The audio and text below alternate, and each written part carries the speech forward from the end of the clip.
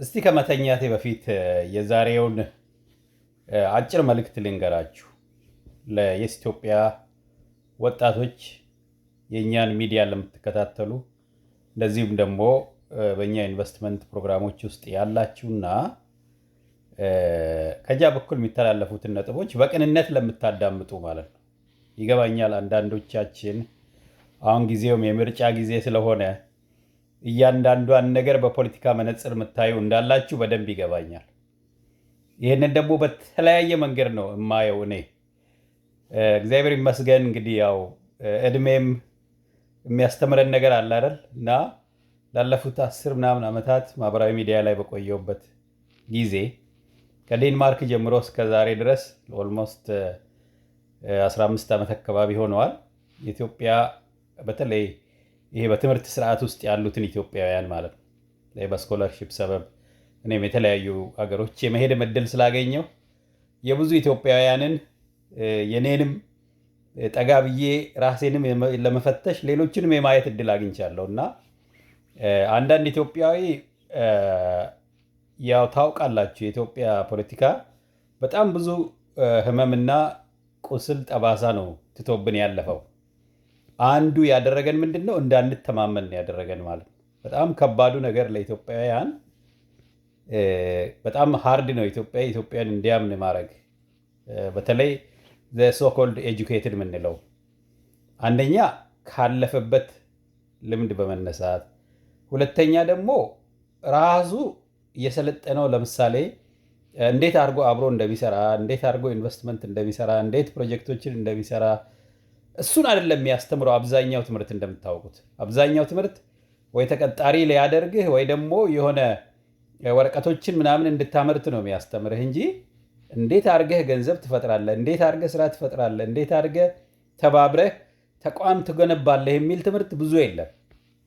በዚህ የተነሳ አብዛኛው ኢትዮጵያዊ ፕሮፌሰር እከሌ ምናምን ዶክተር እከሌ የሚባሉ ብዙ ሰዎች ታያላችሁ። ነገር ግን ተቋም ግንባታ ላይ አንታይም።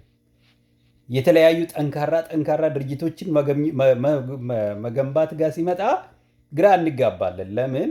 የሰለጠነው እዛ ላይ ስላልሆነ ነው። ስልጠና ብቻ ሳይሆን ልምምዳችን በተግባርም የተማርናቸው ነገሮች አብዛኛው የኢትዮጵያዊ ምሁር ብታገኙ ወረቀት ያሳተመ ምናምን ነው የምታገኙት እንጂ ትልልቅ ድርጅቶችን ከፍቶ እዛ ውስጥ ሰዎችን አስተማርቶ አገርንም አግዞ ተመልሶ ዩኒቨርሲቲውን፣ ላይብረሪውን፣ ቤተ ሙከራውን ሲያግዝ አይደለም የምናውቀው። ብዙዎቻችን የሪሰርች ፕሮፖዛሎችን መጽሐፍ፣ ግራንት ማግኘት ምናምን አለ አይደል? የእርዳታ በቀጥታም በተዘዋዋሪ እርዳታ መቀበል ነው የለመድ ነው ማለት ነው። እና ይሄ ምን ያደርገናል? በራሳችን የምንፈጥራቸው ተቋማት ጋር ሲመጣ ያቺ አልመጠን ጥርጣሬያችን በጣም ከፍ ትላለች ማለት ነው።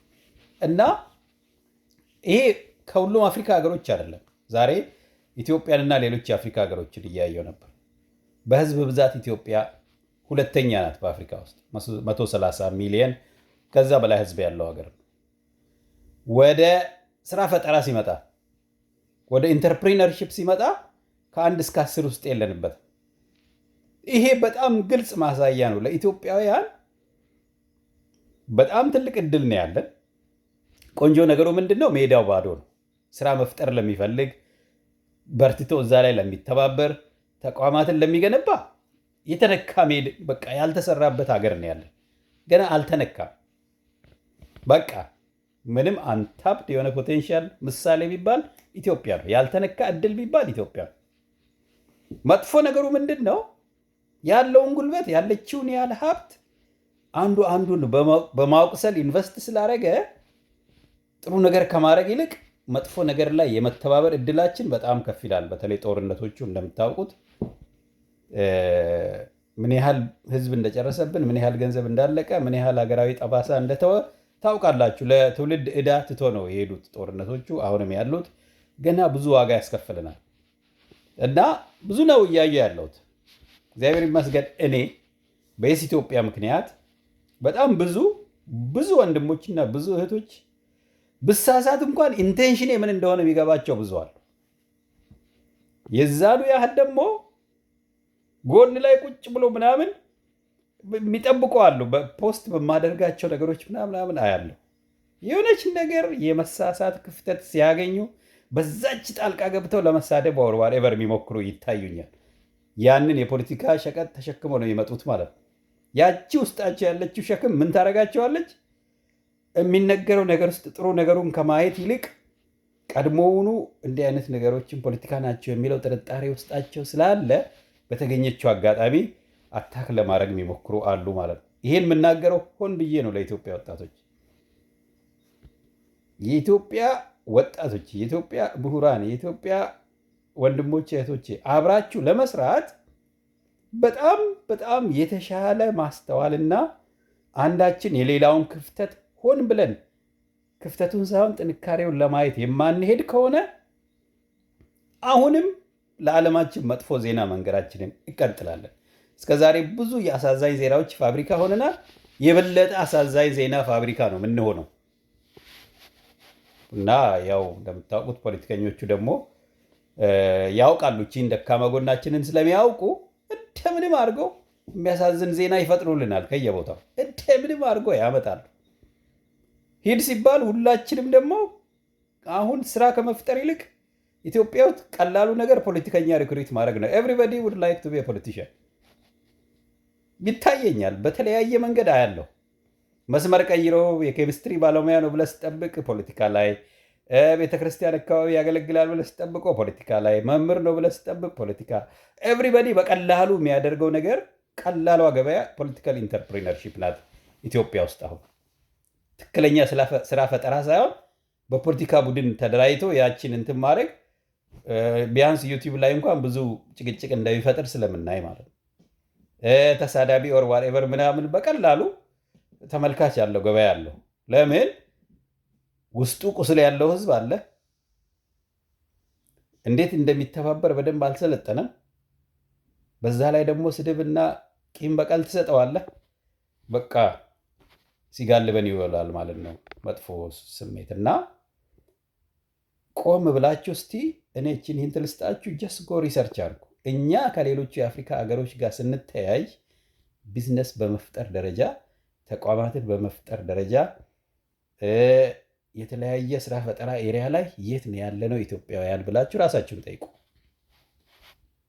ምክንያቱም አንደኛ ቅኝ ግዛት ያልተገዛ ሀገር፣ ነፃነትን የምናከብር ሀገር፣ እኛ ራሳችንን በራሳችን ያቆየን ብዙ ጥሩ ጥሩ ነገሮችን ለዓለም የምንነግር ሰዎች ነን። ታዲያ የሚያሳፍረው ጎናችን ምንድን ነው? የማንተባበረው ነገር። እኛ ለመጣላት ነው የምንደፍረው፣ ለመሰዳደብ ነው የምንፈጥነው። አብረን ተሰብስበን $1,000 በጣም የሚገርመው ነገር እኮ $1,000 አሁን ብር አሜሪካ ያው እኩል ስለሆነ ማለት ነው። አሜሪካ $1,000 አውጥተህ ሀገር ቤት ልከህ ተሰባስበህ በየሙያ ደረጃው በየአካባቢ ስራ ብትፈጥር ለስንት ወጣት ተስፋ በሆን ነበረ። እዚህ አሜሪካ ሆነን ራሱ አንተማመንም። ሀገር ቤት ያለውን ተውት እና ለምን ብዙ ሰው ና አብረን ቢዝነስ ኢንቨስት እናደርግ ብሎ ጠይቆኝ ስለማያውቅ ጠይቄም ስለማይ ነው። ጠይቄም ምን ያህል ብዙ ኢትዮጵያውያን እንደሚፈሩና እንደሚጠራጠሩ እኔም ራሴ እየፈራው እንትን እያልኩ ነው እየሞከርኩ ያለሁት። ለምን ብዙ የሚታዩ ነገሮች አሉ፣ ብዙ የምናውቃቸው ነገሮች አሉ።